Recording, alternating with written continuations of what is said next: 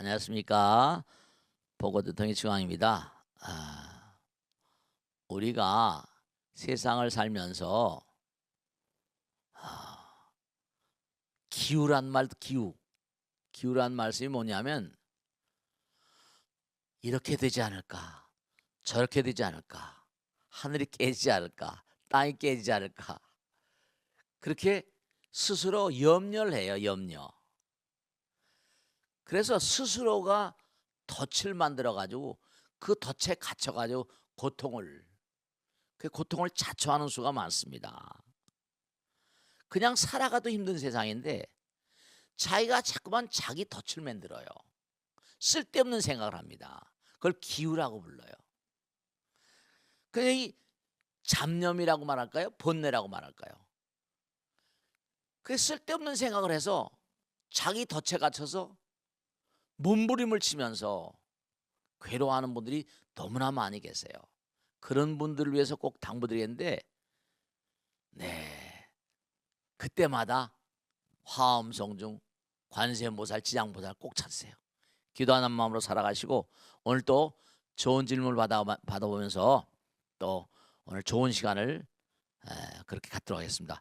자, 누가 질문을 하도록 하겠습니다. 질문해 보세요. 네, 고맙습니다. 네, 스님, 안녕하세요. 네, 부처님께서는 네, 중생을 교화하실 때 네, 섭수할 자는 섭수하고 어허, 절복할 자는 절복하라고 말씀하셨습니다. 네, 그런데 어, 이 절복이라는 글자가 어, 상대방을 꺾고 음, 항복을 받아 음, 교화하는 것이라 하는데요. 네, 자비로운 부처님께서 어. 왜 그런 말씀을 하신 걸까요? 이 섭수얼복은 아주 중요한 가르침인데요.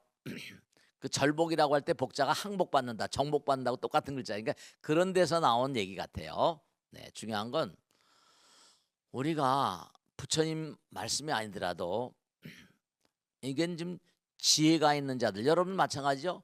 엄마 아버지가 아들 딸들을 키워요. 그럼 아들 딸들을 지혜로운 엄마 아버지는 아들 딸들을 키워가면서 아들 딸들이 속색일 때가 있죠. 속색일 때가 있잖아요. 속색일 때가. 마음을 아프게 할 때, 엄마 아버지의 마음을 아프게 할 때가 있고 자기 배로 나왔으니까 저 녀석이 잘 커야 되는데 근데 어떤 경우엔 잘 타이르면은 타이르면 뭔가 아니 어, 될 그런 그 상황이면 잘 타이르잖아요. 근데 그걸 이제 섭수라고 말할 수 있는 거고요. 절복이란 말은 어떻게 돼요? 한 번 하고 두 번 하고 세 번 하고 이랬잖아요. 그죠? 그런데도 불구하고 말을 잘 안 들을 땐 엄마도 마음이 아프잖아요. 그럴 땐 뭔가 아니 할 수 없이 뭐냐 매를 들기도 하잖아요. 그러니까 부처님께서 이런 말씀하셨어요. 음, 우리가 세상을 살다 보면은 우리가 어떻습니까? 한 번 두 번 말하고 내가 너희들에게 이 길을 가라고 자꾸만 얘기하는데 너희들이 저 길을 간단 말이에요. 어? 그러니까 내가 이 길을 가라고 그렇게 얘기했는데도 음, 너희들이 자꾸만 그릇된 길을 가게 되면 어떻게 됐습니까? 그럴 땐 뭐라 부처님께서도 어떡하겠어요? 매를 치겠어요? 그랬습니까? 음. 우리가 아무리 좋은 음식이라 하더라도 아무리 맛있는 음식이라 하더라도 그 음식이 썩어버리면 어떻게 돼요? 썩어버리면 쓰레기통에 버릴 수밖에 없잖아요. 그 섭수라는 건 최선을 다해서 이 섭수와 절복은 그래도 부처님 말씀을 아는 분들은 이 섭수절복을 얘기할 수 있죠. 그러니까 섭수라는 건 뭐라? 지혜로운 사람들. 우리 벚꽃대통을 보신 여러분들은 가능한 한 많은 사람 포용해 자비의 뜻 같은 거예요. 절복은 뭐냐? 정말로 정말로 부처님 말씀 전달한다거나 너 그렇게 하면 안 돼. 경전에도요. 뭐가 있는 거 아니? 정말로 무서운 얘기들이 지옥 간다 그러잖아요. 지옥에 대한 얘기들이 굉장히 많죠. 부처님 직설로 말씀하신 거예요. 너 지옥 간다. 그러다 보면 뭐라? 벌 받아. 부처님 경전에도 그런 얘기가 많이 계세요. 항복받고 정복한다 이런 건요. 그게 부처님께서 죽이고 살린다는 게 아니라 너 그러다 큰 벌 받는다. 고통받는다. 이제 그럴 때는 절복이란 용어를 쓰는 거예요. 그러니까 우리가 세상을 살다 보면, 그래서 제가 한마디 말씀드리면 생전 예수의 때 금전운전을 사거든요. 조전진원 성전진원 해가지고 그게 전부 다 왜냐, 동물들이 사람으로 습격되는데 사람 같지 않은 거예요. 그럼 그럴 때는 뭐냐면 전생에 빚을 지고 인신난득이니까 전생에 빚이 많은 거예요.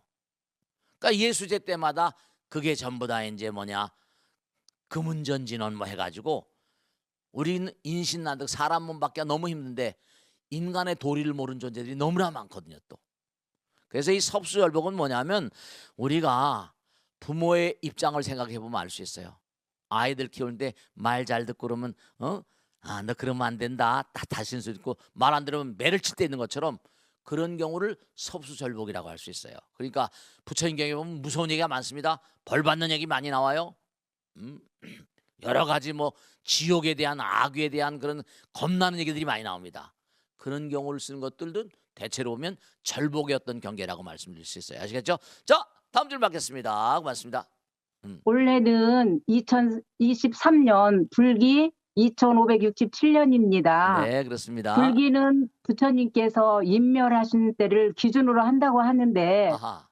부처님께서 열반하신 해는 정확히 알려져 있지 않잖아요. 네. 그러면 어떻게 불기를 정하는 것일까요? 네, 고맙습니다. 좋은 질문이세요. 뭐냐면 이게 부처님께서 언제 태어난지 언제 돌아가신지 지금 벌써 2500년 전이라고 하니까, 근데 이제 이게 아쇼카 왕이라고 그 기원이 있는데요.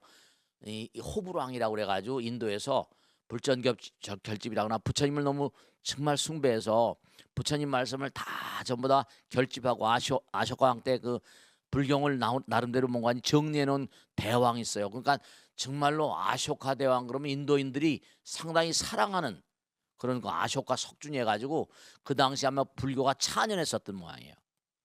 그 아쇼카 왕의 그 업적을 기리는 석주, 이른바 말하면 그 지금 말하는 고적 같은 거죠. 거기에 보면 뭐냐면 아쇼카 왕이 오래전의 사람이에요. 아쇼카 왕이 부처님 사후 218년에 즉위하셨다. 그러니까 아쇼카 왕이 연대 나오거든요.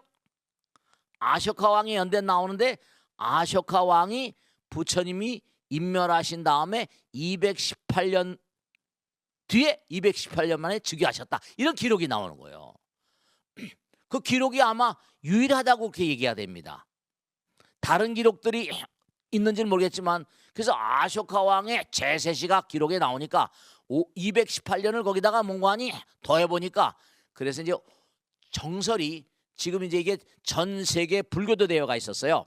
전 세계 불교도 대회가 1950 몇 년, 56년인가 있었는데 그 당시에 이제 그걸 그 전 세계 불교 대회에서 픽스를 했습니다. 모든 불교과들은 아쇼카 왕이 태어나고 218년 부처님 인멸하신 218년 더해서 계산하니까 544년이에요. 그래서 우리가 살고 있는 1900 몇 년 2023년이다. 그럼 그다 554를 더하면 지금이 뭐냐? 불기 2567년이 됩니다. 그래서 부처님 그 아쇼카 왕의 석주를 바탕으로 해가지고 그 부처님 연대기를 거슬러 올라가 가지고 그래서 계산하는 게 지금 전 세계 통일된, 그래서 그걸 계산해서 우리가 쓰고 있는 그 2023년 그 연대에 이른바 544를 더하면 그것을 뭔가니 불기로 쓰자, 이렇게 된 겁니다. 그래서 부처님께서 인멸하신 때를 기준으로 해서 아쇼카 왕의 석주에 나온 그 기록을 바탕으로 해가지고 544, 우리가 쓰는 지금 현대 2023년도에 거기다 544년을 더하면 우리가 쓰는 불기, 부처님 어떤 불기 무슨 몇 년 이렇게 쓰는데 올해가 바로 뭐냐면 2567년이다, 이렇게 정해져 있어요. 자, 다음 주 뵙겠습니다. 안녕하세요, 큰 스님. 저 이수정입니다. 네, 고맙습니다. 스님께서는 모든 질문에 답을 해주셨는데요. 네, 분명 저희 불자들이 잘 먹고 잘 사는 법에 대해서도 말씀해 주셨을 것 같습니다. 네, 스님의 자세한 가르침 듣고 싶습니다. 네, 스님 고맙습니다. 말씀 부탁드립니다. 네, 너무 고맙습니다. 좋은 질문이세요. 네. 부처님께서 분명히 중생들의 삶에 대해서 중생들이 번창하길 다 바라셨죠. 꼭 무슨 뭐 영혼에 대한 얘기, 불경에는요. 무슨 뭐 영혼에 대한 얘기나 화엄경이나 어려운 말씀보다는 어려운 말씀도 있지만 아함경 같은 데는 모든 중생들이 세속 생활을 어떻게 하면 잘할 수 있는가 그것을 아주 많이 말씀하셨어요. 그래서 사실은 저도 화엄이나 법화나 뭐 반야 방등 이렇게 얘기하지만 우리 한국 불교는 이상하게 이 아함의 세계, 아가마라고 하는데 아함의 세계에 대해서 그렇게 많이 말씀하지 않았어요. 그런데 사실 우리 능인불교대학 때도 제가 아함경을 굉장히 강조해서 말씀드립니다. 왜냐? 우리 현실 속의 인간이니까. 근데 첫째로 뭐냐? 부처님께서 가장 중요하게 말씀하신 게 너는 이 세상을 살면서 네가 지금 살고 있는 현실 가운데 내가 봉직하고 있는 직장 직업에 최선을 다하라. 여러분 중요한 게 자기의 직무에 의무에 삶에 충실하다는 걸 자기 지금 맡고 있는 거. 그러니까 남자는 남자대로 직장 열심히 나가서 열심히 일하고 가정을 번성하기 위해서 열심히 돈 벌고 그런 얘기 하셨어요. 여자들은 여자로서의 뭔가니 가정을 육성하고 그렇습니다. 여러분 부처님 경전에 보면 참 정말 가정의 아름다움에 대해서 너무 많이 말씀해요. 부처님께 심지어 그랬다니까요. 네가 왕이 되고 싶으면 네 아내를 여왕으로 모셔라. 네가 신이 되고 싶으면 네 아내를 여신으로 모셔라. 네가 부처님 되고 싶으냐? 그럼 아내를 부처님 모셔. 그랬어요. 상대방을 부처로 대하라. 거기서 나온 겁니다. 부처님은 불교라는 건 멀리 있는 게 아니다. 너의 직분을 최선을 다해서 지켜야 된다. 그러니까 직업에 대한 중요성을 굉장히 강조하셨고 무슨 일할 때 처음 시작했으면 처음도 좋고 중간도 좋고 끝도 좋은 삶을 살아라. 항상 그러셨어요. 우리는 하다 용두삼이처럼 뭐 하다가 그냥 중간에 포기해버리잖아요. 부처님 그걸 제일 싫어하셨어요. 시작도 좋고 중간도 좋고 끝도 좋은 법으로 살아라. 시작 좋고 중간도 좋고 끝도 좋은 삶을 살아라. 일을 매듭을 잘 지어야 된다고 그랬어요. 그게 첫 번째고요. 두 번째, 돈 벌었냐? 그러면 그 돈을 잘 보호해야 돼. 그 돈을 정말로 잘 보호하고 잘 지켜야 되니까 가능한 한 도둑 맞지 않도록 잘 보호해야 되고 그리고 재앙을 맞닥뜨리지 않도록 항상 기도하고 정성을 들여야 되고 정말로 언제 어떤 곳에 어느 상황에 살더라도 돈을 벌더라도 바르게 벌어야 된다. 바르게 벌지 않은 돈은 바람 불면 다 날아간다 이러셨어요. 그 다음에 세 번째로 좋은 친구를 만나라고 그랬어요. 좋은 친구가 되려면 네가 좋은 친구를 만나면 좋은 친구가 돼야지. 그 다음에 네 번째로 다른 건 다 놔두고 돈을 벌면 네 가지로 쓰라고 그랬어요. 첫째로 중요한 건 네 등분 해가지고 하나는 살림을 살아가는 데 생활하는 데 쓰고 정말로 하나는 저축을 하라고 그랬어요. 그 다음에 또 하나는 어려운 사람을 돕는 데 쓰고 또 하나는 사업하는 데 쓰고 네 등분을. 그래서 어려운 사람을 돕는 데 쓰고 그래서 항상 부처님께서는 돈을 버는 걸 등분을 딱 해가지고 4분의 1 정도는 어려운 사람이라거나 베푸는 마음에 쓰라고 나왔거든요. 그러니까 중요한 건 부처님께서도 우리의 삶에 대한 통찰력을 바탕으로 삶을 슬기롭게 사는 방법을 잘 말씀하셨어요. 우리가 삶을 도모하면서 잊지 않으셔야 될 게 부처님은 항상 중생들의 기쁨과 환희와 연락의 세계를 위해서 현실을 영혼처럼 살아왔거든요. 네가 말하고 생각하고 행동하는 게 부처님 법 따라가면 하늘이 다 돕는다. 그러니까 우리는 사되게 자꾸만 하다 보면 바람 부는 모든 게 쟁의무상이거든요. 정말 우리가 삶을 살면서 항상 시대 흐름에 부처님께서 말씀하세요. 모든 거 흘러가는 것이다. 항상 부처님 말씀과 더불어 살아가시면서 잊지 마시고 부처님 법 따라서 그렇게 사는 가운데 현실을 영혼처럼 살아가는 그런 슬기로운 삶을 살지 않으면 삶이 고통스러울 수밖에 없어요.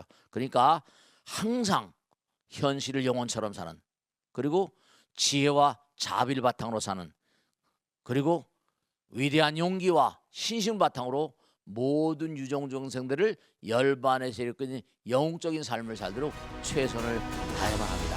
오늘 함께해 주신 여러분 대단히 감사합니다. 다음 주에 다시 뵙겠습니다. 고맙습니다. 마치겠습니다. 고맙습니다.